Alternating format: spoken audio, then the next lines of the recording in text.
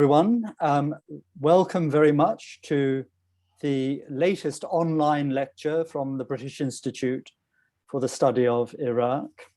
I'm Paul Collins. I'm the current chair of trustees for the British Institute, or BISI as we call it for short, and it's my great pleasure to welcome you here.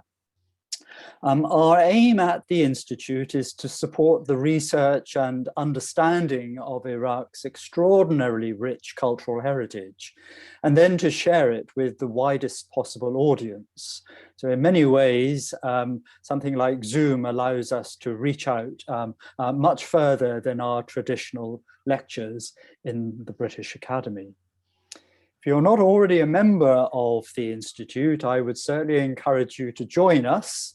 Do visit our website, www.bisi.ac.uk.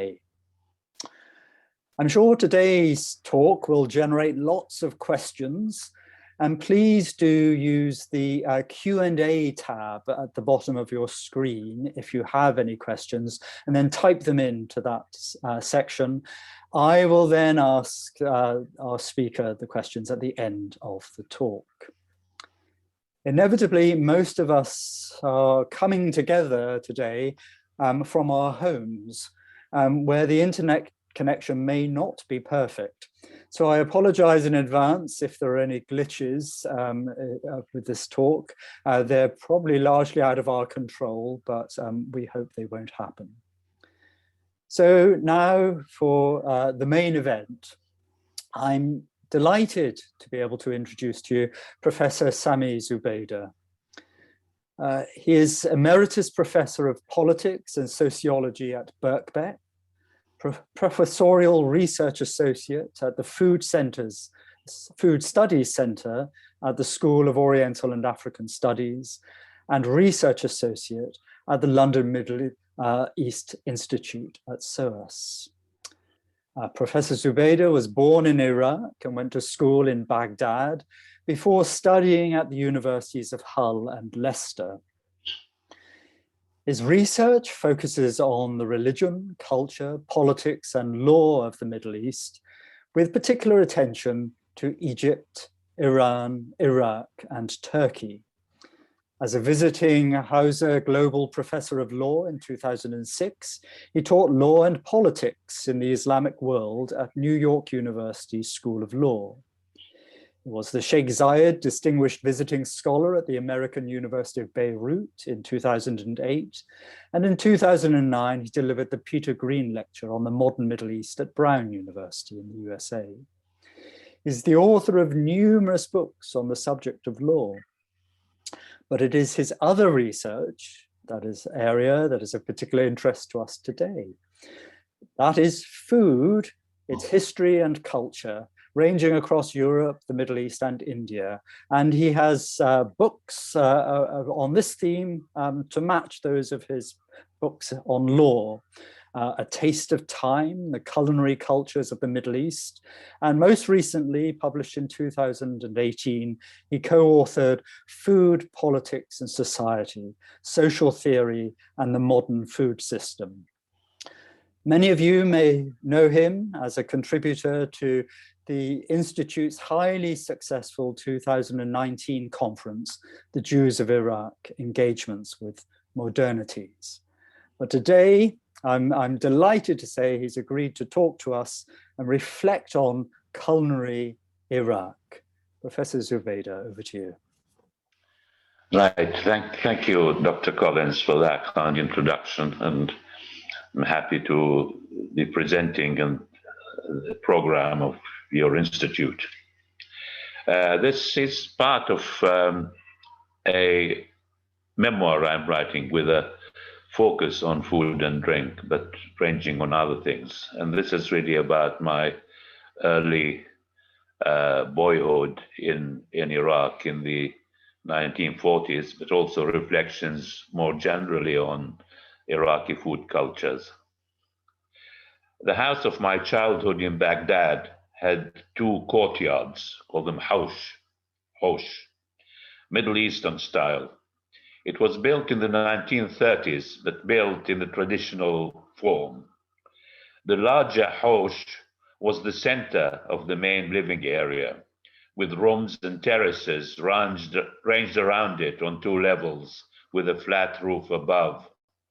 The smaller house was the kitchen area, called Beit al-Matbakh, with a room on one side containing a range of kerosene-fueled rings at ground level, and in one corner a wood-burning boiler for the attached Turkish-style hammam. Beside the boiler was a kanoon, a square frame of stone and plaster over which pots would be placed, over wood and coal burning in the middle, mostly for slow cooking when the fuel was reduced to embers and ash. This is where the Saturday to beat of stuffed chicken and rice was cooked overnight, more presently. In one corner of the kitchen courtyard was a tanur, a clay pot built into a metal oil drum. It was more commonly in other places, it was built into the wall or into the ground, with an opening at the bottom where a wood fire burned, heating up the clay walls. Flat rounds of dough were stuck on the walls to make khubuz, flat bread, jaradaq, thin, crisp, flat bread, and what we call makhbouz, or more commonly kulecha, sweetened and buttered dough pastries stuffed with cheese, dates, or almonds and sugar. Sambusek was the name of the crescent-shaped pastries stuffed with cheese or almond sugar, distinct from the sambusek biltawa, the fried sambusek, large folds of dough stuffed with heavily spiced and onion mashed chickpeas, then fried in hot oil, more akin to the Indian samosa. Elsewhere in that courtyard, more kerosene rings, chopping boards and knives, and pestle and mortars, hawan, of various sizes. There was no oven. Domestic ovens are recent innovations in many parts of the world. Banquet dishes of meat or fish on large trays were sent to a neighboring baker's oven, also a common practice elsewhere. On special occasions, a lamb would be slaughtered over the drain in the courtyard of the Beit al-Matbakh, supervised by a shohet, a Jewish ritual slaughterer, and cut up by a butcher. Between the two courtyards stood a storeroom, we called it Qabbat al-Kail, provisions, where Hessian stacks of rice, sugar, and flour were stored, as well as drums of oil and various packets of other provisions. We children played in that room and were once delighted to find a large cache of chocolate bars. Was it forgotten there by the adults? We don't know. That was during the rationing period following the Second World War, and so especially welcome. Also in that room was the icebox, and later the electric frigidaire. The icebox was a wooden cupboard with various compartments lined with zinc, in which a block of ice delivered periodically from the factory would be placed, wrapped in Hessian, and food and drink distributed around it in the compartments. The arrival of the frigidaire was a delight, especially in the Baghdad summer months, with unlimited supply of cold water and sherbets, as well as the coveted ice cream, previously only available from specialized shop or itinerant peddlers shouting Eskimo, the trade name of the popular ice. These were the spatial parameters of my childhood food world. It was presided over by my mother and her mother, the latter a diminutive and quiet woman who seldom left the house. She was a good domestic cook, as was my mother. They were aided by 1 or 2 resident maids. as well as the younger women of the household, in preparation of chopping, mincing, and pounding.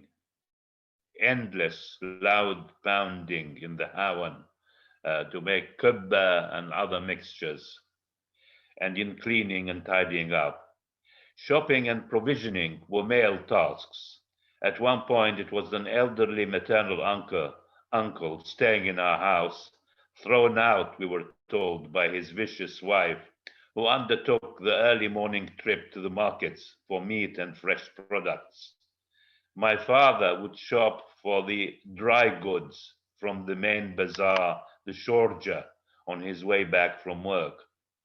Meat was bought from a cashier butcher in the Hanouni market, a largely Jewish market, who had a long-standing relationship with the family. The butcher would get to know your requirements and deal as honestly as possible to keep your custom. Meat was not sold as specific cuts of leg or shoulder, for instance, but as lean or fat with or without bone. Fruit and vegetables also came from that market. Chicken was always bought live. I was sometimes tasked with carrying the live chickens to the shohet, the slaughterer, the Jewish slaughterer who had a stand nearby in our neighborhood. Fish, an occasional treat, was always bought live from the fishermen on the nearby corniche of the Tigris. Shabut, a kind of barbel, was the fish of choice, now largely fished out, I'm told. Or slices of a very large fish called biz. A large shabut was a banquet dish cooked in domestic imitation of the iconic mazgoof, barbecued fish, typically by riverbank eateries or fishermen, much prized in Iraq and considered a national dish. The fish would be opened flat like a kippa by cutting it along the backbone and gutting it. It would then be skewered on twigs, the twigs stuck into the sandy ground, so that the fish stood vertically to face the fire ignited by its side. Thus grilled on the open side, it was then laid flat with the skin side on the hot ashes and embers of the fire. It was served seasoned with strong spices, sometimes curry powder or chili, with tomatoes and onions in the middle, enriched with the inevitable anba, mango pickle, more presently. The domestic version followed this closely, except that the cooking was done in the neighboring baker's oven. This would also be a centerpiece of dinner parties to which we were invited in non-Jewish homes, the thoughtful hosts mindful of Jewish abstention from non-kasher meats. The biz pieces would be cooked as a salona, braised with onion, tomato, and spices, with sweet and sour sauce flavoring, mainly tamarind. Fish was always special, not everyday food. Milk will be delivered from dairy farms on the outskirts of Baghdad. The quality and purity of the milk was a matter of constant concern for good reasons. At one time, we acquired a share in a cow, and the milkman would bring our portion of the milk in an urn carried on a donkey. Did he at one point actually bring the cow itself and milk it on our doorstep, or is that a trick of memory? In any case, I detested milk, which I was pressured to drink, largely because the milk was typically boiled, and the smell and the taste of boiled milk was repugnant. While adults drank their breakfast tea plain with sugar or with a drop of milk, English style, called chai halib, we children were required to drink boiled milk with a hint of strong tea. Condensed milk when it came in tins was a boon. Yogurt was mostly made at home, sometimes drained in linen bags. Occasionally, we bought rich, thick buffalo milk yogurt, as well as gamer, thick clotted cream, the word being the Iraqi version of the Turkish kaymak, which known elsewhere in the Arab world as pishta or ishta. We bought this from the Bedouin women who kept water buffaloes in the shanty town of rural migrants from the marshes in the south, the shanty town being called Al-Asima or Khalf Al-Asima. The gamer combined with dibis, date syrup, on fresh, hot khubuz, flat bread, washed down with strong tea, no milk, was a dreamy breakfast, the stuff of nostalgia. And on school days, we kids arrived at lunchtime hungry and would walk directly to the kitchen house to see what is cooking. Almost every day, the pervasive aroma was that of chopped onions frying in pungent sesame oil.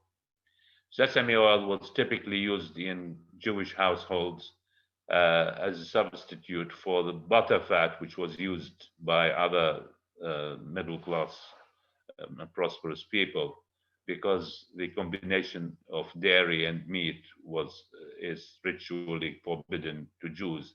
So they used vegetable oil, and olive oil was not common in Iraq. So in Iraq, and also I think in Egypt, the Jews used primarily sesame oil, which had strong taste and smell, delicious to some, not so to others.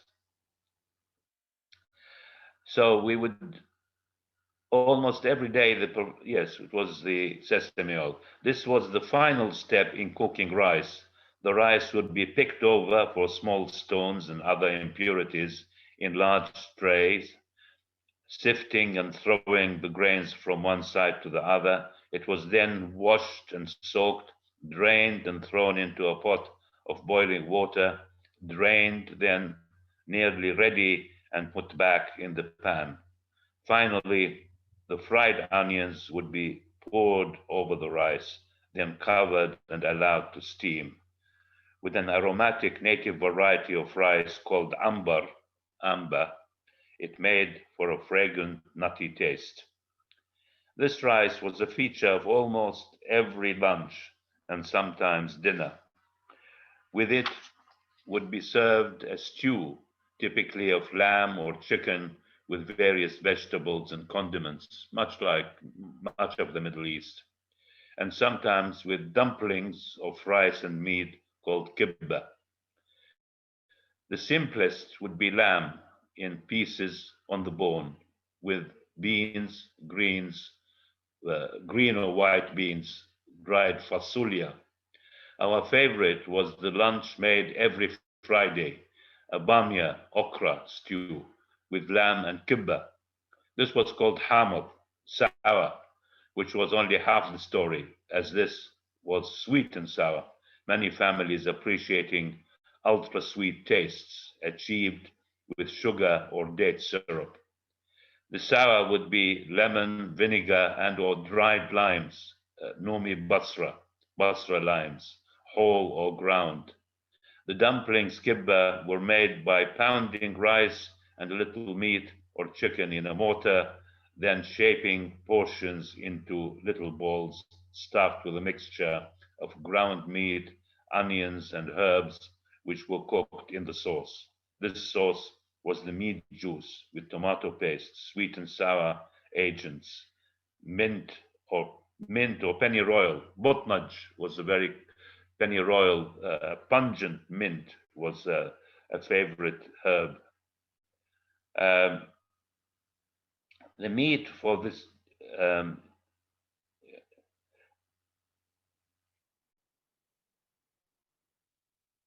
the smell of the bamia of meat and garlic would assail the Jewish neighborhoods of Baghdad every Friday at midday. This style of cooking bamia was distinctively Jewish, as other communities cooked it straight in a meat stew, not sweet and sour, and usually not with kubba. They did have kubba hamad, but that was typically with turnips called shalgham and not sweetened. An occasional alternative to the bamia and the hamad would be chopped beetroot called shuandariya, now featuring in the fashionable repertoire of Middle Eastern food on the global stage.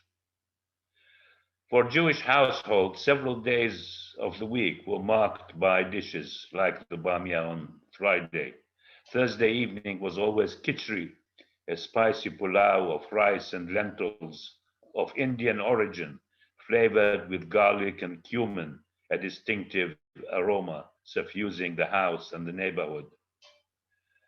This khichdi originating in India, of ancient origin of rice and lentils, then gave its name to several other forms, perhaps to the Anglo-Indian kedgeree that became known in Britain as a breakfast dish with fish, and very different to the Egyptian kushari, which is a famous street food of Egypt.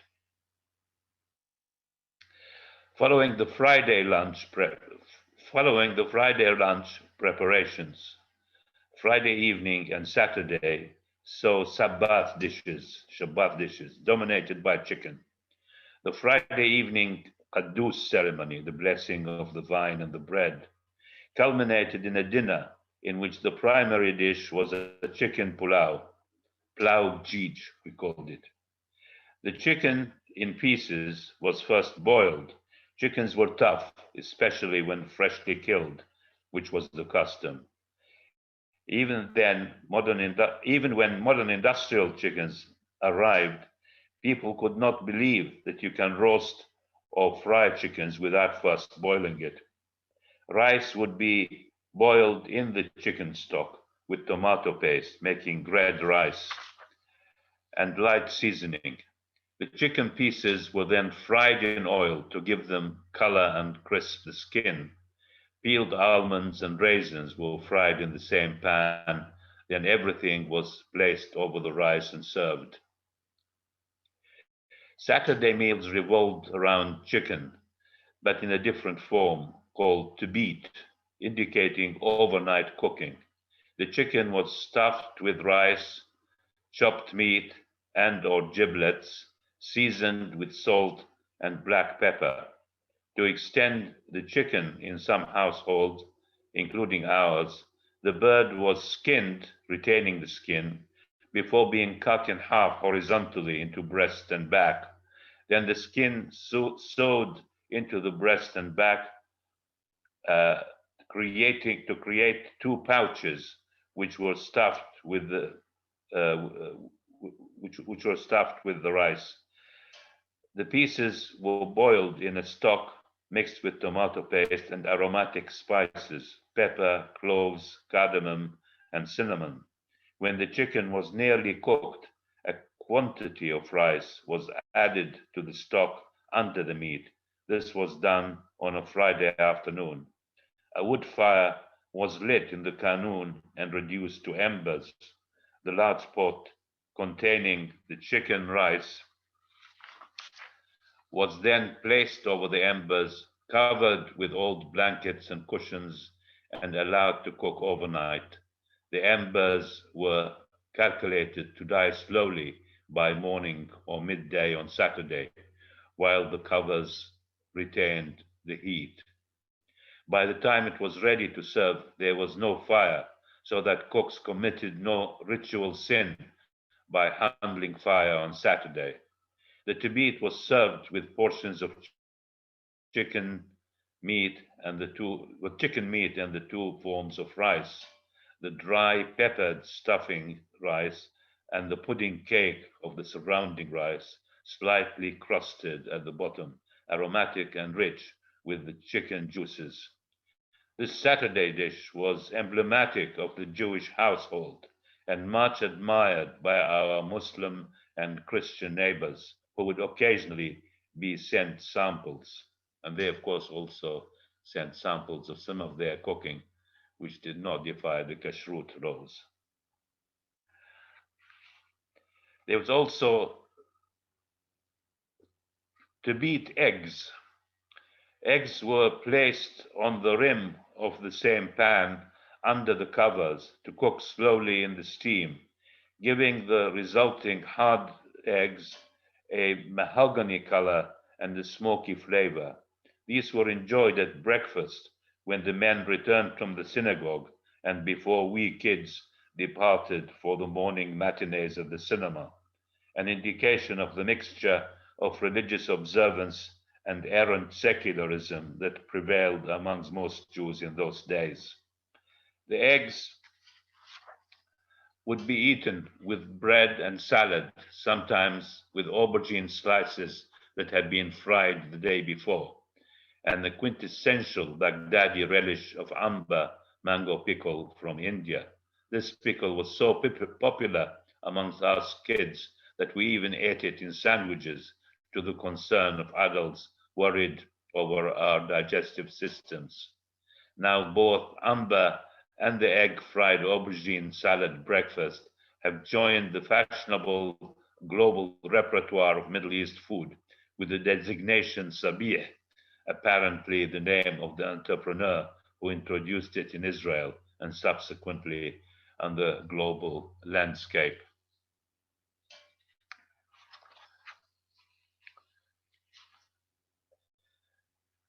Now,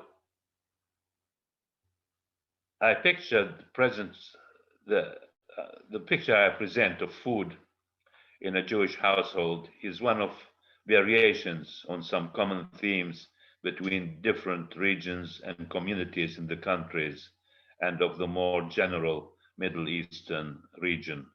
So there are variations, let's say, in Mosul in the north, the Kurdish areas, and in Basra in the south. Mosul in the north were extensions in some way of Anatolia and of the Aleppo region, and featured a great wider use of wheat as against rice, the prevalence of burwal or bulgur, cracked wheat, both in the making of their kubbat Mosul, which became a more general Iraqi delicacy, which was made with burwal rather than rice, and even of burwal that is you put into various soups and stews.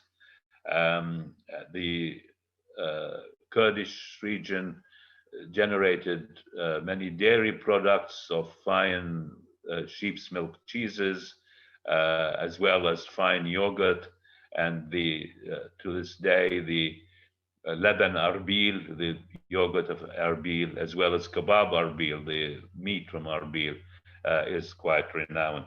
While Basra and the south also had many Iranian and Indian influences, and Iranian influences were also in the shrine cities of Najaf and Karbala, where one among the favorite dishes was fezanjun and sabzi, fezanjun being the stew of chicken in walnuts and pomegranate molasses, and the sabzi is the stew with a mixture of herbs and dried limes. And these, of course, which were peculiar to these areas, but then spread and become part of an Iraqi repertoire. Now, I don't know how much longer I shall speak, but I want to say something about public eating and drinking.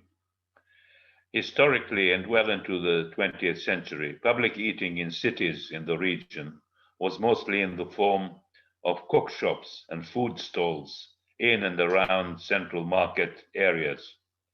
Eating in markets was a necessity rather than recreation for working people, but certain outlets became renowned for their excellence.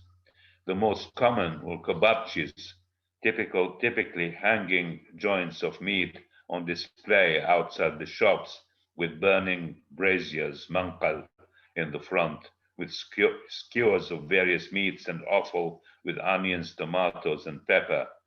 The special and most desired kebab was called gas, the Iraqi designation of shawarma or doner kebab, distinguished by the alternation of layers of lean meat with others of liya, tail fat, unctuous and delicious. We boys in our mid-teens were tempted to break our domestic rules on kasher, nipping into gas stalls after the movies for a sumptuous leffa wrap with all the additions of salads and pickles. Liya was also a feature of the shish kebabs, offering skewers, alternating pieces of lean and fat. Other stalls offered kubba, some becoming renowned, and one was specifically kasher.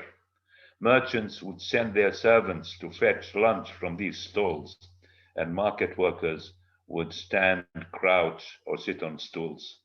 More elaborate cookshops offered a range of dishes and introduced seating and tables, developing into restaurants. In fact, throughout the Ottoman world, this was the most pattern of public eating, and the restaurant developed either from the more elaborate fish shops that were one route for the development of the restaurant, and the other was from the meykhana, the drinking, the bars, which also offered mezza and became renowned. Some of them became renowned as restaurants with their mezza. A special and much celebrated item of public eating was and is the pacha. Pacha had great resonance. Many Iraqis then and now held it as a national dish, combining populist appeal with delicious richness. Pacha designated various combinations of basic ingredients: tripe, intestines, head and feet, usually of sheep. The most common was a soup or stew, combining all these elements with chickpeas or split peas. Seasoning may include dried limes, umi basra, which gives it spicy acidity. Bread, typically dry or stale, is broken into the broth, making it what's called a tashrib, or elsewhere in the Arab world, on the Middle Eastern world, called tarid, terid, or feta. And various condiments can be used in serving, such as garlic and hot pepper, as well as vinegar. This was typical street food served from cookshops, usually in the corner of market districts, catering for workers and market people. Some of the more renowned of these establishments became restaurants. Shops and households would send servants for takeaway. The dish was considered as most suitable for breakfast, or similarly for late night, early morning cure for drinkers and revelers. This seems to have been a custom throughout the region, actually extending into the Balkans. The idea, that tripe soups and various tripe forms and heads and feet were considered good breakfast for workers at the beginning of their workday, and at the same time hangover cure for revelers who've been drinking all night and partying. And then it was considered that a breakfast of tripe soup or head and feet soup, kalla pacha, would be a cure for their hangover. In my family home, there was a different concept of pacha. We did not partake of the market takeaway, in fact, looked down on it. The tripe, different stomach compartments of the sheep, was fashioned into pouches with scissors, needles, and thread, and stuffed with rice, chopped meat and offal, liver and heart, seasoned with salt, black pepper, and baharat, a mixture of aromatic spices. Intestines would be similarly stuffed like a sausage, and indeed labeled in our household as sujuk, which means sausage. In more generally in the Middle East, the stuffed intestines are called bumbar or mimbar, but this word was unknown to us. These would then be poached in a broth comprising the feet and tongues, sometimes other bits of the head, which were cooked. These would then be cooked slowly, the pot placed over a gentle wood fire overnight. In some Jewish household like ours, would typically serve this as a Shabbat lunch to replace on special occasions the tabit. The special occasions were feasts or family occasions at which a lamb would be slaughtered and butchered in the house, as I remarked earlier. Women and servants would then engage in the intensive labor of washing and cleaning the tripe and intestines, including scraping with razor blades, then soaking in an aromatic marinade, including citrus peel and vinegar.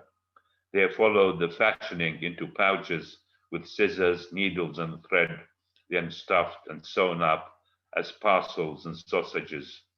There was a festive atmosphere around these preparations, and the meal certainly worth the effort. Served in portions of the parcels, supplemented with 1 or 2 feet and tongues on each plate, with pickles and relishes on the side. I could never understand then what I discovered subsequently in my English life of the disdain and disgust in which tripe and offal were held. The stuffed tripe at that time seemed to us to be peculiar to Jews, as against the tripe soup common to the Baghdad markets. My subsequent discoveries and education in Middle East cultures revealed many other examples in Iran, Anatolia, including northern Iraq and the Arab Levant, and have versions of stuffed, that they all have versions of stuffed tripe. It also has an ancient ancestry in medieval Arab cookery. Later in London, reminiscing on the joys of tripe with Iranian friends, they decided that we must have a dinner party around the dish in my kitchen. One particularly enterprising member was in charge of procurement from Turkish and Pakistani butchers in Dalston and Hackney. There followed a long session of preparation, then cooking in an enormous cauldron I had acquired. Stuffed tripe pouches, feet and heads were stewed in stock with aromatics, including the dried limes, much favored in Iran. It was washed down with iced vodka. Now I think I'm running out of time. I wanted to speak about drink and drinking cultures, which is of particular interest, that maybe I can answer questions about that. Let me just say that, you know, the typical drink of Iraq, as the rest of the Middle East, was Arab. But in my time, the typical Iraqi Arab was not aniseed flavored and not sweet. It was made with mastic tea.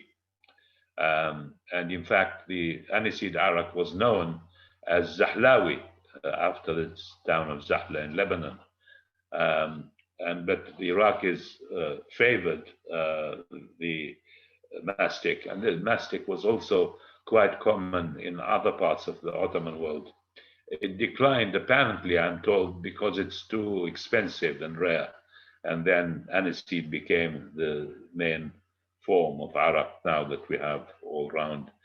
And of course, there's a whole culture, both domestic and market, around drink and around arak, which I'd like to talk about, but I don't think I have time.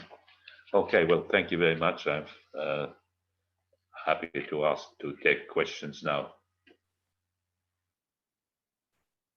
Dr. Zubaida, thank you so much. That was incredible insight into really an extraordinarily rich culinary experience. I think for those of us in the UK, you know, as we approach 7 o'clock, you've just made us all feel extremely hungry from those descriptions.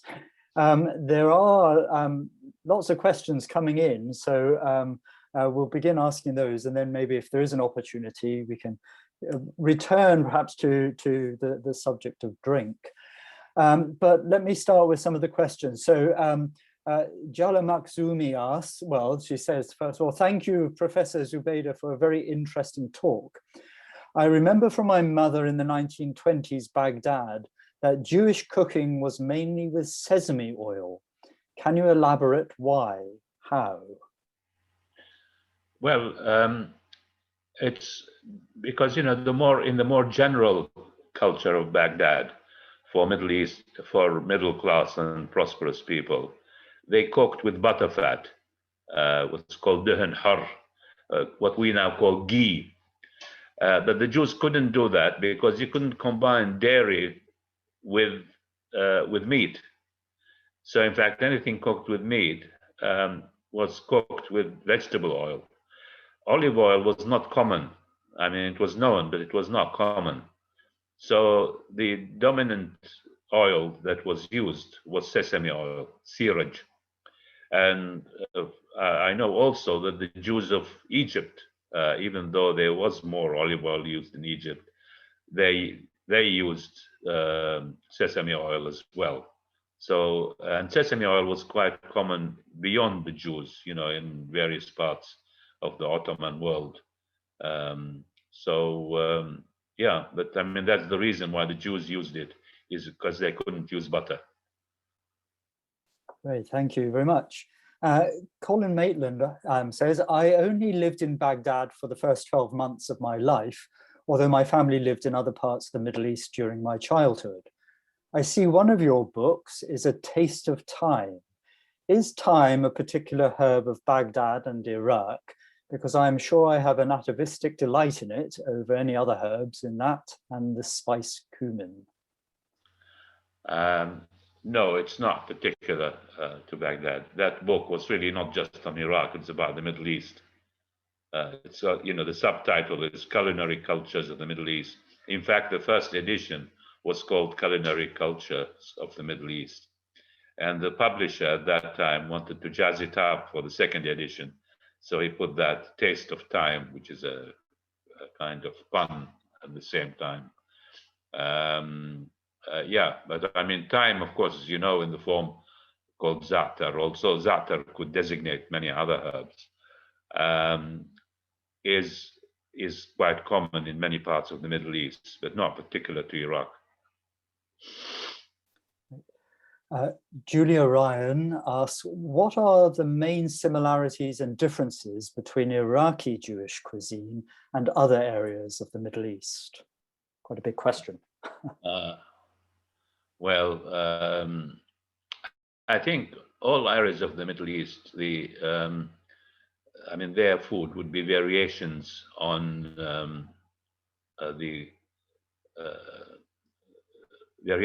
their local foods. So, one city which is famous for its cuisine is Aleppo, Halab. And so there is a good traditions of Aleppo Jewish food, which uses, the typical flavorings and ingredients of that city, but with particular adaptations for ritual purposes. It's interesting to see the Saturday dish that is characterized every Jewish community. And the ones I know about are from the North Africa, from the Maghreb, from Morocco particularly, which are called defina, buried as if it's because it's cooked overnight over slow fire, or sakhina, and keeping it hot.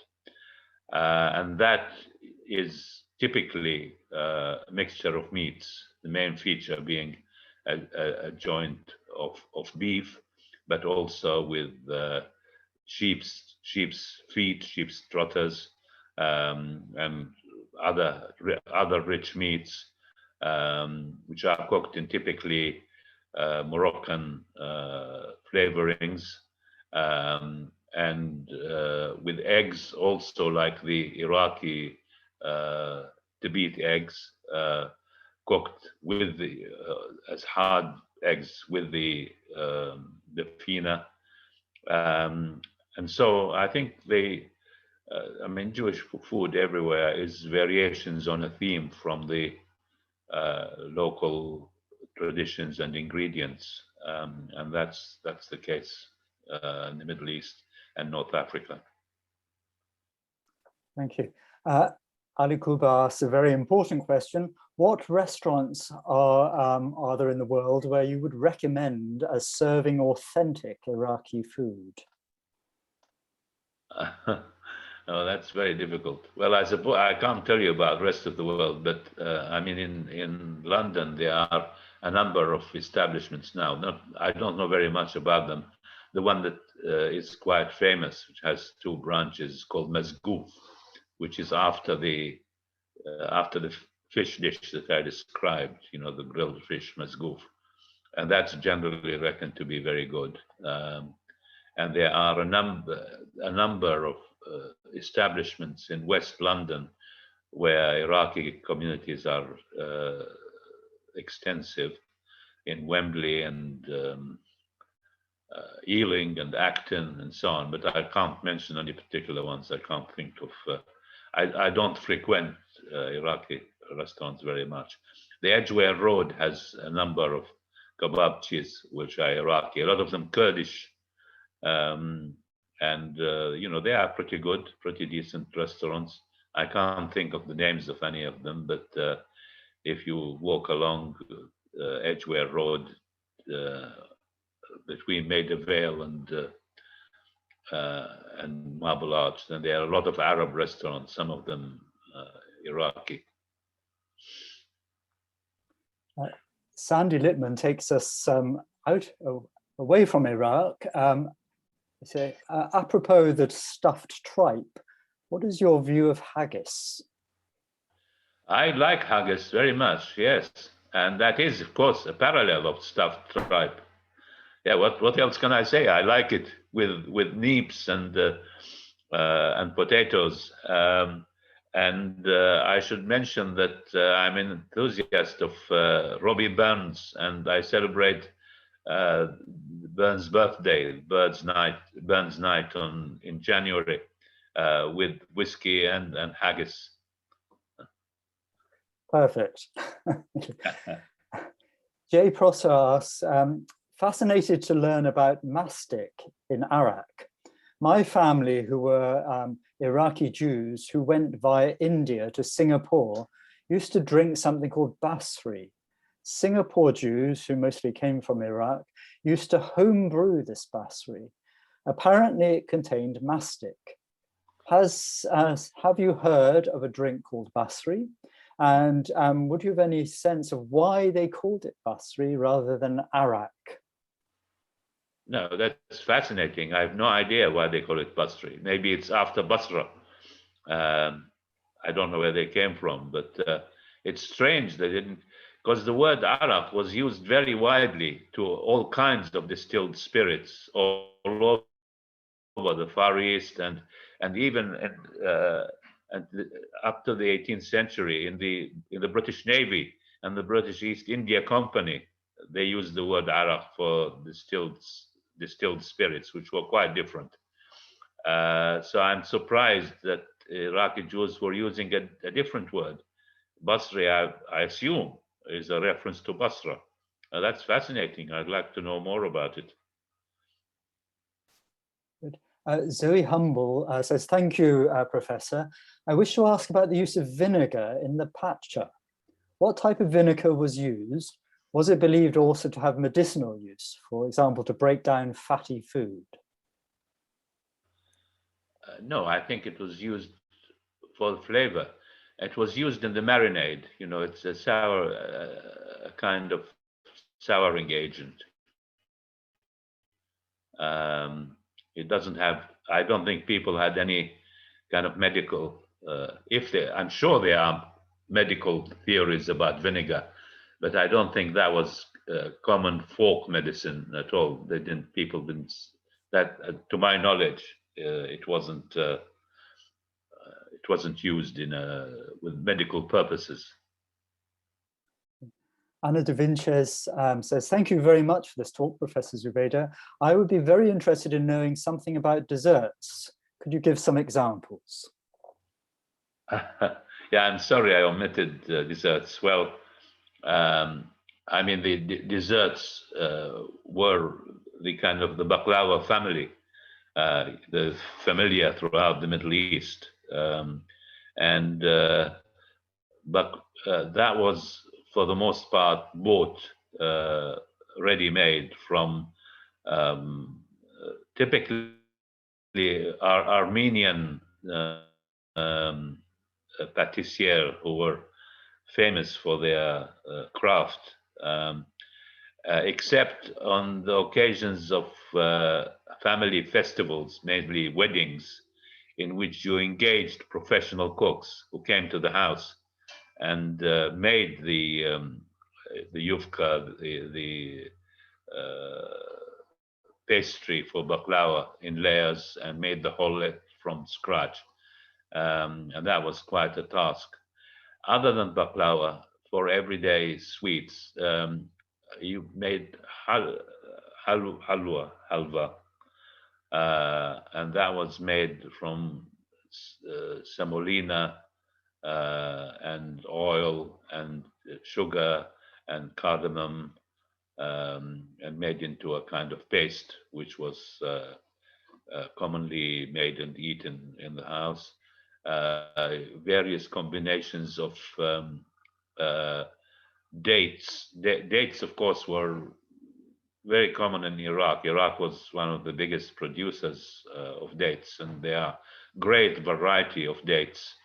And so there was dates as such, but also combinations of dates and walnuts made into pastes and eaten. All kinds of almond sweets. Marzipan, for instance, was made at home, and was typically the dish that was had in Purim, in the festival of Purim, was a marzipan, which we called massafan.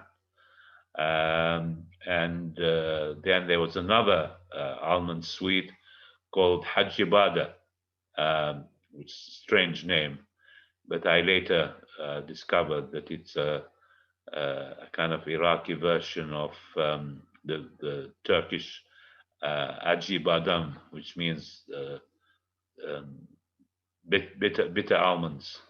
But this kind of pastry or biscuit made from almonds and various aromatics. And there was the halva, the bought halva from the that you have now here. It's called halva, and we called it halawa. And of course, they were fruit in season, wonderful fruit. Fabulous, thank you. Yasmin Mosiman says, dear Dr. Zubaida, do you remember any particular brands of arak, beer, or other alcoholic drinks being sold? Do I remember what, sorry? Particular brands of arak or beer? No, actually, in my time, people, middle class people, certainly Jewish people, distrusted commercial arak. Often they made their own, and households would form a cooperative and hire specialists to distill arak, which they then shared. But there were many brands. The brand that became famous later on is called Arakum Sayyih, which is after the name of a family, a Christian family called Sayyih. Otherwise, no, I don't remember any brand names. We have a couple of points around sesame oil. We'll come back to that. Amal al-Jubouri says that during the Abbasid Caliphate, Iraqis used mainly sesame oil when they cooked. And then Nicholas Postgate points out that it's even longer tradition. Could sesame oil simply have been a long-standing tradition, since Iraqis must have been cooking in sesame oil for at least 4,000 years. He also then follows up and says he's intrigued to hear. I didn't get that question. Oh, yeah, it's points around sesame oil being a long-standing tradition in Iraq, perhaps as long as 4,000 years. Yeah. Oh, yeah, absolutely. No, they were. Of course, if you look at medieval cookery, they used all kinds of oils and fats, but certainly sesame oil was quite commonly used, not just in Iraq. As I said earlier, it seems to have been quite common in Egypt as well. And of course, the Mediterranean areas used olive oil more, but away from that, there were all kinds of oils and fats, and sesame was always a favorite. Nicholas Postgate then follows up by asking around the use of apricots in stews. He's intrigued to hear from you about that. And he didn't hear you mention honey from the north, perhaps. Yes, well, honey was available. I'm not sure where it came from, but it was available and widely used. It was eaten with this gamer, for instance, that I mentioned earlier. The clotted cream would be eaten either with date syrup, dibis, or with honey. And honey was, quite commonly used. And I'm not sure where it was produced at the time, but certainly produced in Iraq in different places. And what was the other bit of the question? Honey and? Let me see. Go back to that. Now disappeared off my screen. I think it was about apricots. Apricots, oh yeah. Well, apricots were used fresh and dried, and there is, of course, a Middle Eastern dish called mishmishiyah, which is a stew of meat with dried apricots. We didn't have that in my home, but I know it well, and I've seen it in many places. It's not peculiar to Iraq at all, but it's more general Middle East region. Good. Yakthan Shadir Ji says, when Muslim or Christian neighbors offered food, would Jews eat them because they are not kosher?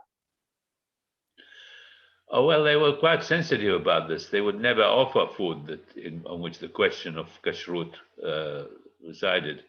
So it would be, the food they offered would be pastries, sweets, typically pastries and sweets, rather than meat dishes or chicken dishes. And as I said, when we were invited to dinner parties in friends who are non-Jewish friends, they would always serve fish, because fish was, the question of kashrut did not arise. Zoe Humble, back for a second question, which she's welcome to ask. I wonder, she asked, what influence, if any, did the British have during the mandate on local cooking trends or cooking businesses?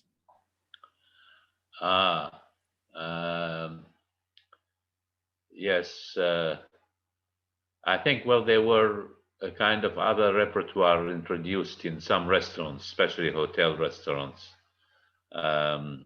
which were not particularly British. So you had a kind of something like a veal escalope, but it was called by the Turkish name. What's it called now? It hasn't come. Sorry, I can't remember now the word that was used for it. But that became a kind of restaurant dish,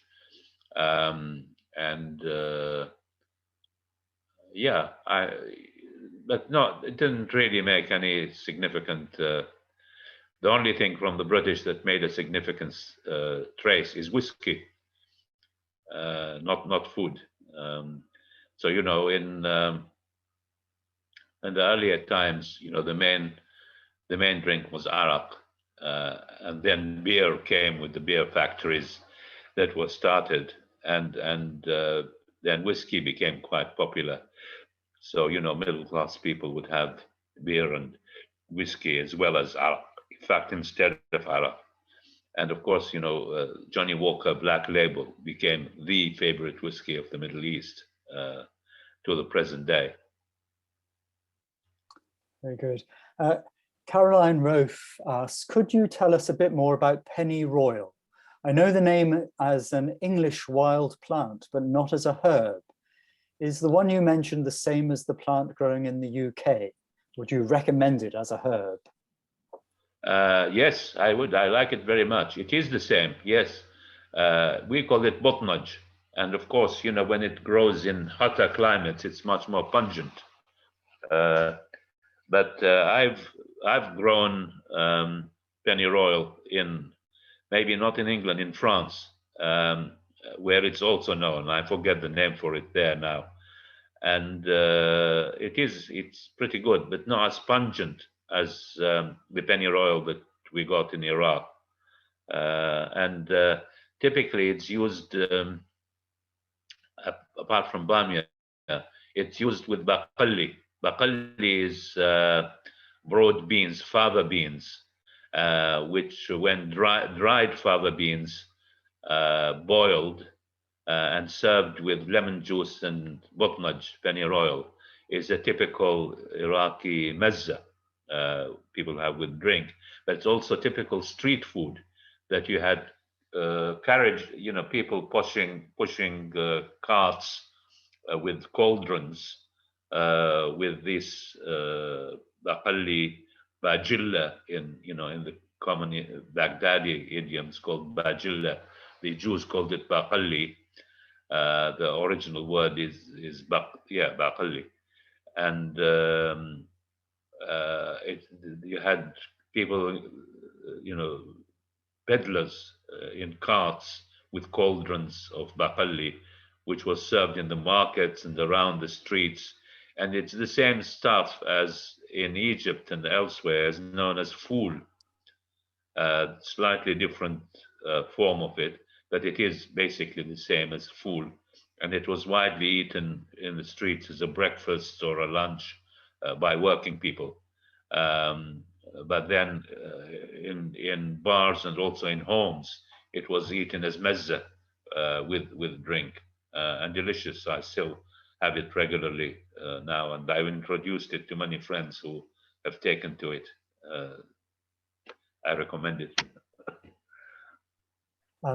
Nazli Tazi has two questions, so I'll ask the first one and then come to the second. Thank you for such a colourful lecture. I'd like to ask Professor Zubaida to comment on the process of documenting his childhood memories. Were you relying on memory, or are these recollections you have penned down over the years? Well, of course, it's primarily, this one is primarily memories, but I've also, of course, studied the kind of food culture of the region, and particularly of Iraq, of Baghdad, historically and at present. But what I talked about this evening was primarily memory, and also, I suppose, family tales. Not, you know, I wasn't drawing, except on my comparative remarks are drawn from studies and books, but the major part of it is memory. And the second question relates to the gourmetization of Iraqi cuisine. Myself and other Iraqis commonly comment on the unrivaled nature of street food inside Iraq, which is commonly tied to religious festivals and rituals. And while Iraqi food is starting to take off in London, appearing in stalls and in restaurants, do you think Iraqis have been fairly successful with this endeavor, bearing in mind the successes scored by Shami Arabs in marketing their food outside of their borders? Well, Iraqis have come to sort of eating establishment and public eating late. I think the Lebanese have been very important in Middle Eastern food elsewhere, because there was always a very wide Lebanese diaspora, including, in Africa and in the Americas, and also the Lebanese, and to some extent some of the Turkish populations had more of a tradition of drink and mezza in public places, of bars and meyhanas. Then, in Iraq, it was public drinking, about which I wanted to speak, was much more rudimentary than, the kind of opulent casinos and bars of Beirut or of Istanbul. And of course, the populations there who were in charge of it, some of them Greeks and Armenians and so on, and they dispersed in many parts of the world and started establishments. So in fact, the Iraqis were not particularly diasporic and were not particularly of that kind of drink and food culture. At least this is my very rough interpretation. So the Iraqi food really became commercial and restaurant food much later, and not with the same kind of tradition. But it is now quite commonly featured in restaurants and groceries in London and elsewhere. Yeah. And it is, I should also say that there is a lot in common between Iraqi and Iranian food. So many of the ingredients that Iraqis like the dried limes, like the dried wild garlic, like thum ajam, it's called. All these are available in Iranian groceries, as well as some in the Lebanese groceries. Greenfield asks, in my family, the Tibet eggs were prepared by burying them in the yard sand, quite different from your description. Have you come across this habit? Burying, sorry, can you repeat, what is it that we're talking about? Tibet eggs. Yeah. Were buried in this. They were buried in the yard sand. Buried in the, I didn't get that. In the sand of the house yard, I imagine. Yeah. That's new to me. It sounds fascinating. No, I'd never heard of that. Well, I'd like to find out more about it. How's the sand heated? Sorry, it's the sun. Yes, buried in the. So presumably in the hot sand of the courtyard, but yeah, we'll have to set up a correspondence on that. That's really interesting. Very good. No, that's really interesting. No, I've never heard of it. Yeah. Another question from Nicholas Postgate, who's asking about seasonality. What was the effect of seasonality on first fruits? He vividly recalls the excitement of the new season for lettuce and dates after the summer, when there didn't seem to be much available except aubergine. How does that affect food? Yeah, I'm afraid I haven't got much to add to that. I can't recall anything about that. Obviously, the first things of the season were always greeted with great enthusiasm, and indeed there is a Jewish blessing, especially for the first fruit of the season. So, I mean, that was a big thing, but I can't remember in particular items.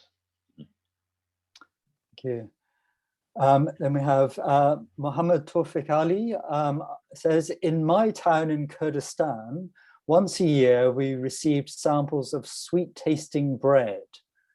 What was the occasion? Was the lack of salt for the sweet taste?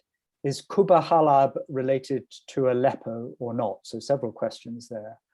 So sweet tasting bread related to an occasion. Sweet tasting bread.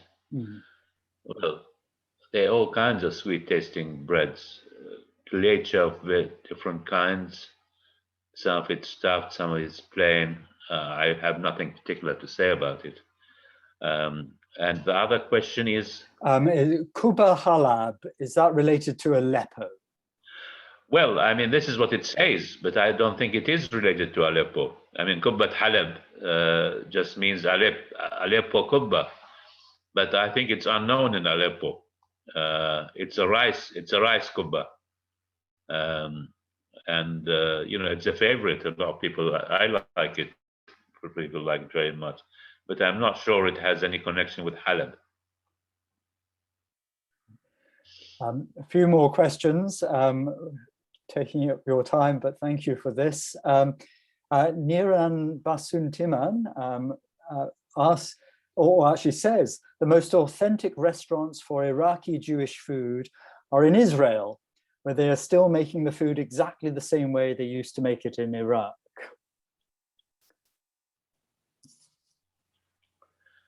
So I believe, I mean, I have no direct experience. I know I've met some of the Iraqi Jewish chefs from Jerusalem, a particular one, and they do Iraqi food, and there's great enthusiasm for it. One of them has this shwandariya, the beetroot kubba that I mentioned, became a famous dish apparently in Jerusalem. And from Jerusalem and from Israel, there is a whole crop of food writers and food professionals and restaurants that have spread all over the Western world, serving Middle Eastern food with some innovations. And of course, some of them became very famous, like the famous Autolengi. Yeah, no, that's true. I mean, there is a lot of Middle Eastern food by Jews from the Middle East, including Iraq, that have become very popular in Israel and then spread from there to the West, including, of course, the relish amba, which has now become a regular sauce, which you can get in many groceries. But it is mango pickle originally. Now it's just become a liquid sauce in squeegee bottles, which you can get in Edgware Road and elsewhere. Then we have really a number of points rather than questions. So I'll just read them to you for your take on them. Anna Rubenstein says, thank you a lot. For me, it's very interesting. I'm Ashkenazi, but I was grown up in the Middle East. But I know Iraq from archaeology. So for me, this is very interesting to understand what was from an Iraqi typical meal. Then Dina Adib says, I believe vinegar is used with patja and other meat to get rid of the zenacha, which I can't for the life of me translate to English. And then Niran Basun Timan says, a Jewish family used to make arak from dates as well. And then we have a question from Randall Jumaili. You mentioned breaking kasher to eat gus at markets. How kasher were the Iraqi Jews? Was keeping kasher important, or did the rampant secularism that you mentioned allow the Jews to branch out and eat the food of the non-Jews? Was it looked down upon to do such a thing, or did it become normalized? Well, I think on the last question, it's really difficult to generalize. I mean, nobody did a survey of the Jews of who held kashrut or not. My impression was that the great majority of Jews kept kashrut in their house. but that some of them who broke it outside the house, you know, either in restaurants or with non-Jewish friends or whatever. But for the most part, I think the great majority of Jewish households kept kasher. That's my impression. As I say, you know, there's no kind of systematic research on this, so you know, I can't say definitively, but I would have thought that the great majority of Jewish households kept kasher. What was the other? Oh yes, Niran saying about dates. Arab, yeah, of course. Dates were the main source of distillation of arak at one point in Iraq. Not grapes. Grapes were, you know, grapes were much more common in the Mediterranean areas, and in Iraq it was primarily dates. In Iraq and Sudan, funnily enough, was primarily dates that were. But then I think later on it's become more industrial. People used imported grape concentrates for making arak. I think you've probably answered Morgan Babin's question about how difficult was it to keep kosher. Mina Murdoch asks a question on public eating. Do you have any names of restaurants, bakeries, cafes that were owned by Iraqi Jews back in Iraq or served kosher food?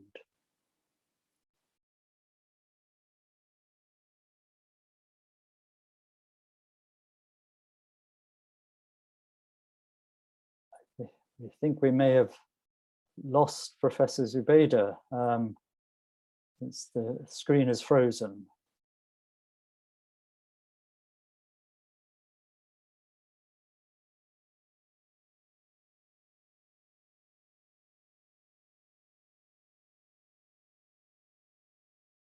I think the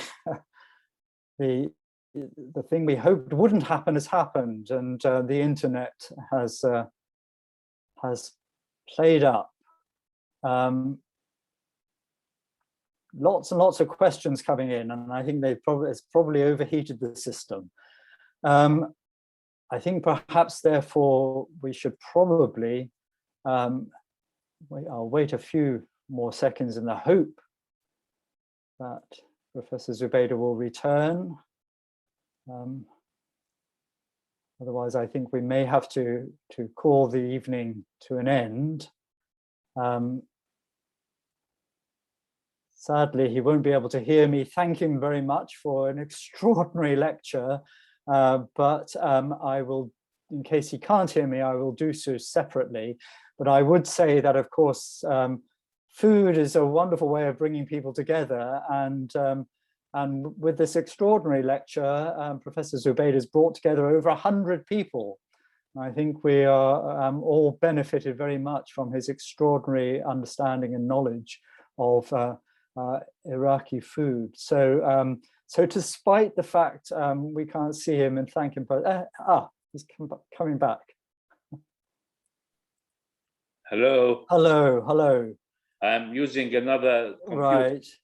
We think probably at this point we thought we would I would bring proceedings to a close, because you've done an extraordinary job answering all these wonderful questions. But I just wanted to say thank you on everybody's behalf for an extraordinary lecture, riveting, and as I was saying to our audience, food is a wonderful way of bringing people together, and you've managed to bring 100 people together, over 100 people together in a great feast of food. So for that, we're extremely grateful. Thank you very much indeed. And I'm sorry to everyone that we couldn't get to all your questions, but there's plenty of work by Professor Zubaida out there for you to read to answer those questions. So on behalf of the British Institute, Professor Zubaida, thank you so much for that wonderful talk.